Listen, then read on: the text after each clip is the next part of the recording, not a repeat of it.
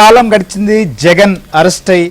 So అప్పట్లో కుటుంబం మొత్తం కూడా జగన్ కు అండగా నిలబడినటువంటి పరిస్థితి, ఇటు న్యాయ పోరాటం కావచ్చు, రాజకీయపరమైనటువంటి పోరాటం సంబంధించిన అంశంలో. సో ఇప్పుడున్నటువంటి పరిస్థితి చూస్తే రామారావు ఎట్లా చూడాలి? సో అప్పటికి ఇప్పటికీ వచ్చినటువంటి మార్పు, అప్పట్లో ఉన్నటువంటి పరిస్థితికి ఇప్పుడున్నటువంటి పరిస్థితులకు, అటు ప్రజల్లో కావచ్చు లేదా కుటుంబ పరంగా జరిగినటువంటి మార్పుల్ని చూసినప్పుడు ఎట్లా చూడాలి మనం అసలు?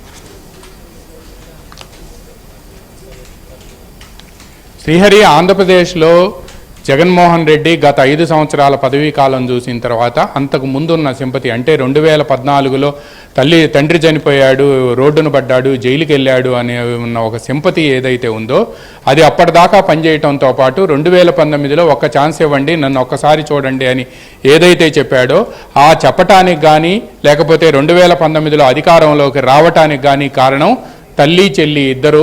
అయితే తల్లిని పార్టీ గౌరవాధ్యక్షురాలుగా ఉన్నారు, ఆమె పార్టీని గౌరవాధ్యక్షురాలుగా ఆమెతోనే రాజీనామా చేయించారు. అదేవిధంగా అన్న వదిలిన బాణాన్ని అని చెప్పి షర్మిల దాదాపుగా 3000 కిలోమీటర్ల పైన ఆంధ్రప్రదేశ్లోనూ, అప్పుడు ఉమ్మడి ఆంధ్రప్రదేశ్లో ఆమె కాలినడకన పర్యటించింది. అయితే ఈ పాదయాత్ర తర్వాత ఒక రకమైన ఇమేజ్ ఆ పార్టీకి కూడా వచ్చింది, తర్వాత వాళ్ళ అన్నకు కూడా వచ్చింది. ఇంత కష్టపడిన షర్మిలాని ఆ తర్వాత అధికారంలోకి వచ్చిన తర్వాత తాడేపల్లి ప్యాలెస్లో 2019లో ఆయన ప్రమాణ స్వీకారం చేసిన సమయంలో మినహా, ఆ తర్వాత 1-2 సందర్భాల్లో మినహా ఈ రోజు వరకు కూడా మొన్న తన కుమారుడు రాజారెడ్డి వివాహం సందర్భంగా వెడ్డింగ్ ఇన్విటేషన్ ఇచ్చేందుకు మాత్రమే తాడేపల్లి ప్యాలెస్లో షర్మిల అడుగుపెట్టింది.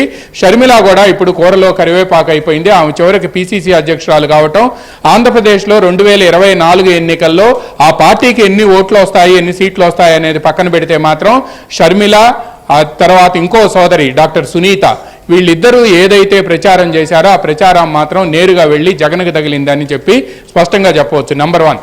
నంబర్ 2, తల్లి వైఎస్ రాజశేఖర రెడ్డి లెగసీని మెయింటైన్ చేస్తున్న వైఎస్ విజయలక్ష్మి, ఆమె పార్టీ గౌరవాధ్యక్షురాలుగా ఉన్నారు, ఆమె పార్టీ గౌరవాధ్యక్షురాలుగా ఉంటుంది అని కూడా చెప్పి ఆ తర్వాత ఆమెతోనే రాజీనామా చేయించారు. మా బిడ్డను మీకు అప్పచెబుతున్నాము అని చెప్పి పార్టీ ప్లేనరీలో చెప్పిన ఆమె ఆ తర్వాత పార్టీ శాశ్వత అధ్యక్షుడిగా జగన్మోహన్ రెడ్డిని నియమిస్తున్నాం అని చెప్పి విజయసాయి రెడ్డి ప్రకటిస్తే మీరు పార్టీకి శాశ్వత అధ్యక్షుడిగా ఉండరు అని చెప్పి కేంద్ర ఎన్నికల కమిషన్ తిప్పికొట్టింది. దీంతో శాశ్వత అధ్యక్షుడు అనేది కూడా పక్కన పెట్టారు. ఇటువంటి సందర్భంలో ఆంధ్రప్రదేశ్లో ప్రధానంగా తల్లిని చెల్లిని ఇద్దరిని కూడా పక్కన పెట్టారనే భావన ఒకటి ప్రజల్లోకి బలంగా వెళ్ళిపోయింది.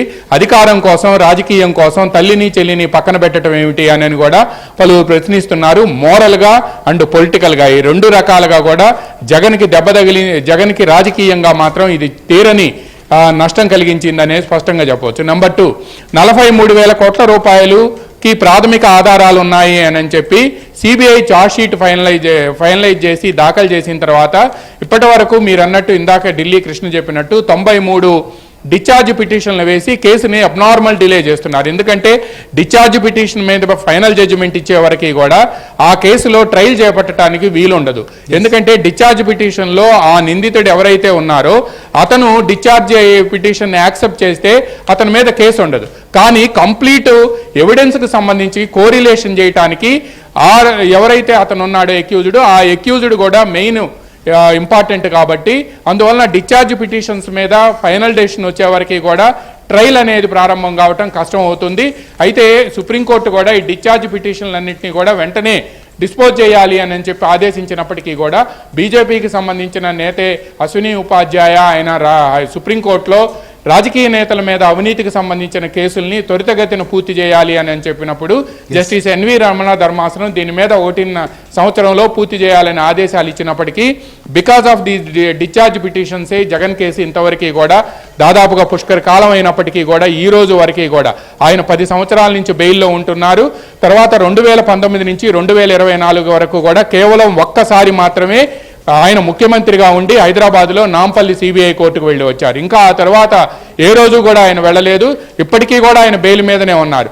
కానీ ఈ బెయిల్కు షరతులను ఉల్లంఘించే విధంగా నరసాపురం ఎంపీ రఘురామకృష్ణరాజుని తీసుకొచ్చి టార్చర్ చేయటం, 3rd డిగ్రీ ఉపయోగించటం, దీని మీద ఆయన కోర్టులో పిటిషన్ వేయటం, ఈ పిటిషన్ కూడా చాలా కాలం తర్వాత హైదరాబాద్ లో ఉండే హైకోర్టులో డెసిషన్ రావటం, దాని మీద మళ్ళీ సుప్రీంకోర్టుకు వెళ్ళటం కూడా జరిగింది. సోషల్ మీడియాలో కావచ్చు బయటంతా అరెస్టు సంబంధించినటువంటి అంశాన్ని ఆ రోజు జరిగిన పరిణామాలను కూడా పోస్ట్ చేస్తూ పెద్ద ఎత్తున చర్చ జరుగుతోంది. సో ఇప్పటి వరకు ఇంతకాలం పాటు ఇలా వెసులుబాటును పొందడం ఈ అన్ని పరిణామాలపైన అక్కడ ప్రతిపక్షాలు కూడా ఉన్నాయి. ప్రతిపక్షాలు ప్రధానంగా ఒకటే చెప్తున్నాయి శ్రీహరి. ఇక్కడ మనం ఇంకో విషయాన్ని కూడా గమనించాలి. ఆ రోజు శంకర్రావు పిటిషన్ వేస్తే దాంట్లో తెలుగుదేశం కూడా ఇంప్లీడ్ అయింది. ఆ రోజు ఎర్రవనాయుడు కానీ ఆ తర్వాత అశోక్ గజపతిరాజు కానీ అధికారంలోకి వచ్చిన తర్వాత వాళ్ళిద్దరిని కూడా టార్చర్ చేశారు. ఎర్రవనాయుడు లేడని ఆయన సోదరుడు అచ్చెన్నాయుడిని, అదేవిధంగా అశోక్ గజపతిరాజు పెద్ద మనిషి తెలుగుదేశం పార్టీలో కేంద్ర కేబినెట్లో కూడా నిజాయితీ పడని సాక్షాత్తు మోడీ అంగీకరించిన అశోక్ గజపతిరాజుని ఏ విధంగా ఇబ్బందులు పెట్టారో కూడా మనం స్పష్టంగా చూడవచ్చు. అయితే కేవలం ఈ పిటిషన్లు వేశారనే ఉద్దేశంతోనే చేశారు అనేది కూడా ప్రతిపక్షాలు బలంగా ఆరోపిస్తున్నాయి. కానీ 10 సంవత్సరాల నుంచి బెయిల్పై ఉండి ముఖ్యమంత్రిగా ఉండి ఈ విధంగా టార్చర్ చేస్తూ కూడా ఈయన తప్పించుకు తిరుగుతున్నాడు అనేది ప్రతిపక్షాలు చెబుతున్నాయి.